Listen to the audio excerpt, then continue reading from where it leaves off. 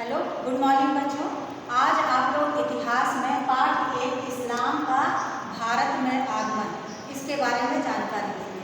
बच्चों जैसे जानते ही होंगे कि इस्लाम धर्म का जो उदय हुआ था वो सबसे पहले अरब देश में हुआ था। ठीक है, इसी तरह से अरब देश से होते होते ये पूरे विश्व में इसका प्रचार प्रसार हुआ और जब भारत पे 7वीं शताब्दी में यहाँ पे अरब लोगों ने आक्रमण किया था तो भारतीय संस्कृति इसके संपर्क में आई। अब हम लोग ये देखेंगे कि किस तरीके से अरब संस्कृति और भारतीय संस्कृति का हमारे जो भारतीय संस्कृति पे प्रभाव पड़ा और अरबों के रहन सहन के बारे में जानेंगे। ठीक है, इसके अलावा जो हमारे जो भारतीय साहित्य था उसका जो अनुवाद किया गया था अरब में, अरबी भाषा में, उसका भी देखेंगे। तो इस्लाम धर्म की जैसे शुरुआत है वो कैसे हुई, तो अरब में एक मक्का नामक शहर था। ठीक है, और उसमें हज़रत मोहम्मद साहब का 570 ईस्वी में जन्म हुआ। तो ये जो कबीले के वहाँ के लोग थे वो आपस में बहुत ही लड़ते भिड़ते रहते थे। मोहम्मद साहब ने सबको शिक्षा दी कि आपसी भाईचारे और प्रेम के साथ रहना चाहिए। उनका कहना था कि ये जो अल्लाह है वो एक है और मोहम्मद साहब उसके पैगंबर हैं। तो कुछ लोगों ने, वहाँ के कबीलों ने उसका विरोध किया। तो विरोध के चलते मोहम्मद साहब वहाँ से मक्का छोड़ के मदीना चले आए। मदीना जाने के बाद तो ये जो उनको जो जाना हुआ है ये क्या कहलाता है, हिजरत। और मुसलमानों में यहीं से हिजरी संवत यहीं से स्टार्ट होता है। फिर उसके बाद कुछ दिनों बाद वहाँ के लोगों ने जाना कि नहीं, मोहम्मद साहब जो शिक्षाएं देते थे कि अल्लाह एक है और हमें अल्लाह से प्रेम करना चाहिए, उसको उन्होंने माना। मोहम्मद साहब का कहना था कि जैसे अगर कोई इस्लाम धर्म को मानता है तो उसको ये जो 5 शिक्षाएं हैं या 5 सिद्धांत हैं उनका पालन करना जरूरी है। कलमा, रोज़ा, ज़कात, ठीक है, और यह हज।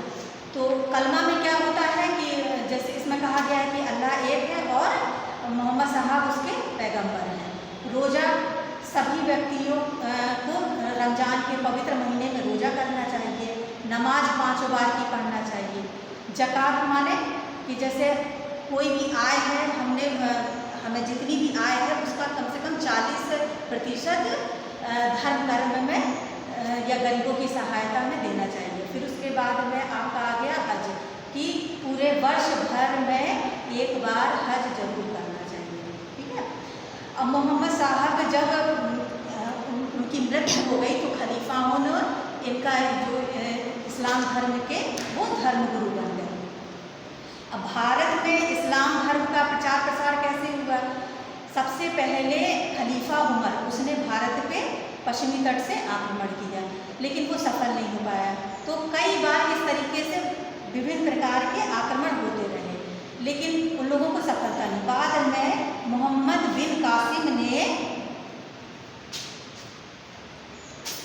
भारत पे आक्रमण किया और वह उसमें सफल हो गया। तो इस तरीके से उसने जैसे भारतीय संस्कृति और अरबी संस्कृति उसके संपर्क में आई। फिर उसके बाद में जो ईरानी शरणार्थी थे, ठीक है, ईरानी शरणार्थी जैसे 19वीं शताब्दी ईस्वी में तुर्कों ने ईरान के लोगों पे आक्रमण किया और वहाँ के लोगों को वो काफ़ी मतलब बहुत बुरी तरीके से तंग करने लगे। तो वहाँ के जो ईरानी शरणार्थी थे वो भारत में आए और उन लोगों को यहाँ के जो लोग थे उन लोगों ने सैनिकों में भर्ती किया और कई कारीगर थे।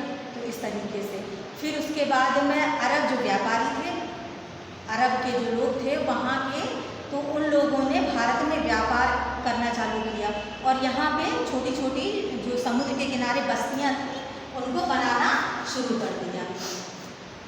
तो यहाँ के राजा लोगों ने भी उनकी काफ़ी मदद की और कहा कि मतलब तुम व्यापार करो, हम तुम्हारी मदद करेंगे। इसके अलावा सबसे महत्वपूर्ण जो इस्लाम धर्म में भारत में किस तरह के वो ये था कि जो मोहम्मद बिन कासिम था उसने सबसे पहले सिंध प्रांत पे आक्रमण किया। सिंध प्रांत हमारे भारत का ही पहले एक अंग था और वहाँ का जो सिंध का राजा था, राजा दाहिर, उसको पराजित संत और जो संत हैं यहाँ के, कबीर हैं, जैसे नानक हैं, तुकाराम, ये सब हुए। तो इनका जो इन्होंने दोहे और गीत के माध्यम से अपने भक्तिभाव प्रदर्शित किया। उसी तरह से मुसलमानों में भी कुछ सूफी संत हुए, ठीक है, जैसे निज़ामुद्दीन औलिया, फरीद, मुईनुद्दीन चिश्ती, ये सब हुए। तो इन लोगों ने भी इस्लाम धर्म के प्रचार प्रसार में बहुत ही मदद की। लेकिन दोनों का उद्देश्य यही था कि मतलब भारत में किस तरीके से जो ईश्वर है या अल्लाह है उसके बारे में बताना कि वो एक है और हमें उसकी पूजा करनी चाहिए या हमें उनका स्मरण करना चाहिए, ठीक है। अब जब ये दोनों सभ्यता इस तरीके से बहुत सारी इस्लाम धर्म की कुछ बातें जैसे भारतीयों ने सीखी और भारतीयों की बहुत सारी चीज़ें उन्होंने सीखी, तो उसके बहुत सारे फ़ायदे भी हुए। जैसे कि अरबी लोगों से भारतीयों ने सीखा कागज़ बनाना। अरबी लोगों ने भारतीयों से सीखा कागज़ बनाना, और आपका जैसे सूत काटना, जो सिले हुए सलवार कुर्ते हैं उसको बनाना, ठीक है। और अरबी लोगों ने क्या सीखा, उन्होंने जैसे कि ज्योतिष के बारे में जानकारी, और जो संख्याओं की गणना करना, या जो संख्याएं भारतीय जो संख्याएं हैं उनको अरबी संख्या में किस तरह से परिवर्तित करना है, ये सब चीज़ें उन्होंने सीखी। इसके अलावा चिकित्सा के क्षेत्र में भी अरबी लोगों ने सीखा भारतीयों से, और आपका गणित है, ज्योतिष है, और भारतीय जो संगीत है उसके बारे में सीखा। तो इस तरह से जो संस्कृति वो आदान प्रदान हुई, अरबों लोगों ने भारतीयों से सीखा और भारतीयों ने अरबों से सीखा। तो ये आपका आधा चैप्टर हो गया है, उसके बाद में आधा